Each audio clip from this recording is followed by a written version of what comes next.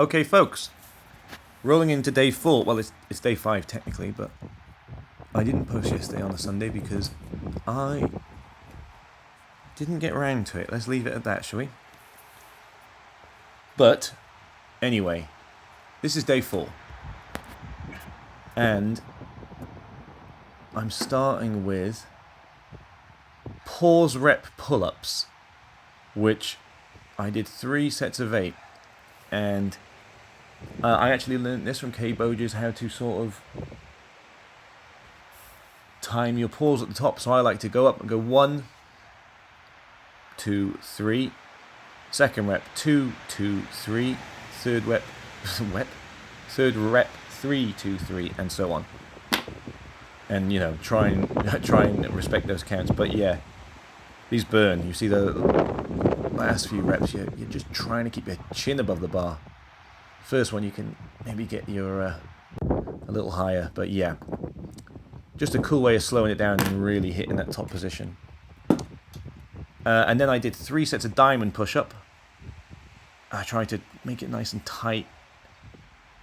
This is my triceps could feel this still from just the decline, so it was harder than it looks. I think I did 20 for the first set, and then 2 sets of 16, I think. And yeah, again, just trying to keep that back straight. Not trying to drop, I'm not trying to sag, just trying to keep in a straight line. And again, could have threw a few more reps out at the end and started snaking and whatnot, but again, just trying to lock in tight and crisp up the form. It's been wet, it's been raining, so it's a nice little get in the weather. Sunday was really nice and warm, doing it sunglasses, today wet. But I thought about doing it when it is raining outside. I thought it'd be quite cool, because I'm so used to training inside, as I've only recently moved and put the bar outside. And one thing I've got take away from doing this whole YouTube thing is training outside with nothing. Usually, I guess we live in a world now where we're so overstimulated with internet and this and that and choice and hey, what should we do? What should I listen to? Shall I put a podcast on? Shall I put a music on? Shall I faff around with things in between sets and just be... No, that's really cool. Just more ways to get distracted. But I think whatever happens from these videos, I think the takeaway is I like training outside with nothing, and just I think it allows you to get deeper connected with each set you're doing.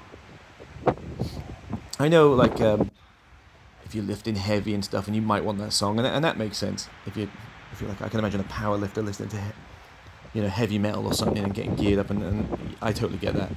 But sort of for this, where I'm trying to get more out of less, which is the beauty of this. People can overlook push-ups and pull-ups. I mean, I used to lift relatively heavy with the bench press and all that, and like, here I am getting 16 reps of bodyweight push-ups. And that's not a bad thing. You could easily lie and say, oh, I can do a million push-ups, but it just shows you if you stay strict and true to form, you can get a hell of a lot out of just your body weight. Yeah. Which is great, because it just shows you can really... So anyway, I think for this style of training, I love having nothing. No distraction. Just the wind, the birds, the rain, the noise, the wind, the sun, the dogs. But just being outside, sort of in the silence, and trying to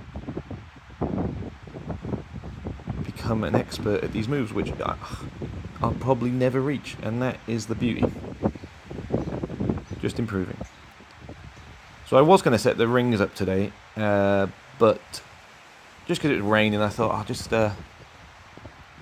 just keep a simple one. I'll just, change up the tempo of the pull-ups.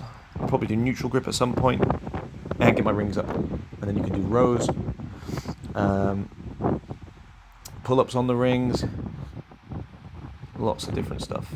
Same dips on the rings, amazing. And also I think probably one of the best pushing exercises is you can do ring push-ups, and they are so good. You could load them up with your weight vest. You really don't need much, but you could make it a really heavy movement if you wanted to. That could be a really good strength movement, but again, getting more out of less. But yeah, that's ring push-ups. Everyone, I think ring dips are quite known, but ring push-ups are brilliant. Again, though, if you've just got the floor and you've got a good doorway pull-up bar, that is plenty, especially if you just cycle through different grips every day, or regularly. Just hit different angles, stop the, I think it mitigates overuse injury, which can occur. But again, Kboges is the man, and it's his format that I'm sure he spent years mastering, and I'm benefiting from it. Yeah. So yeah. And also I was gonna do maybe throw like with the pull up, for instance. Oh, I did bodyweight squats at the end. I think I did 35, 35, then 30. I changed the angle after the first set because I didn't like this angle. I thought side-on's a bit better. So I did 100 reps of that. But yeah, so the pull-up is an isometric hold, which is technically a yielding isometric because there's two types of isometrics. There's overcoming and yielding. So yielding could be a wall sit, horse stance, the top of the pull-up. So you're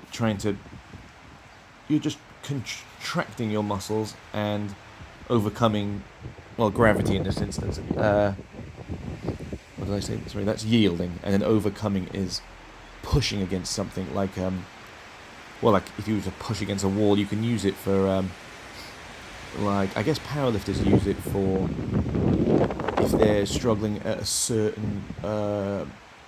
certain part of, say, a deadlift or a bench. So you could lock the pins in in a bench press, in a rack, in a power rack, for instance, and in fact focus on just pushing in that sort of position that you're struggling at, a completely fixed weight, and pushing against it for like 6 seconds. I think that's quite a common one.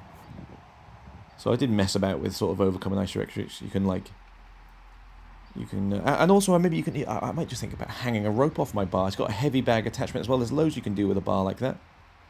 You can do rope climbs. You can work the bag. My missus, her favourite thing to do on it is hang the washing on it, which I absolutely love, as you can imagine.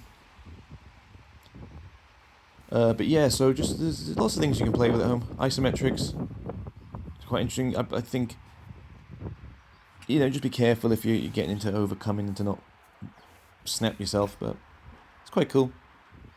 It's a good way of generating tension. But yeah, so horse stance is another really good exercise. Love doing that because it's so mentally hard.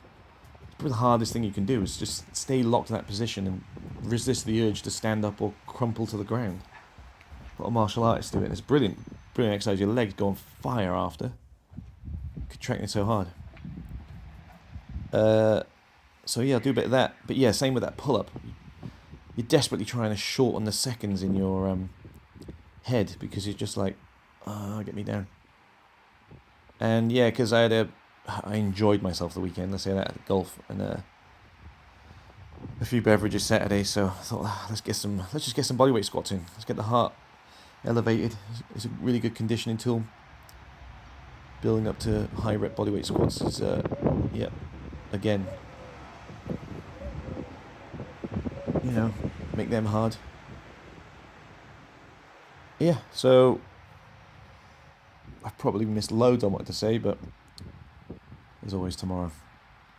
Anyway, I think we've got a couple of nice days, Tuesday, Wednesday, so maybe I'll set the rings up tomorrow. I haven't used them for a lot, literally 18 months, so that should be fun. Peace.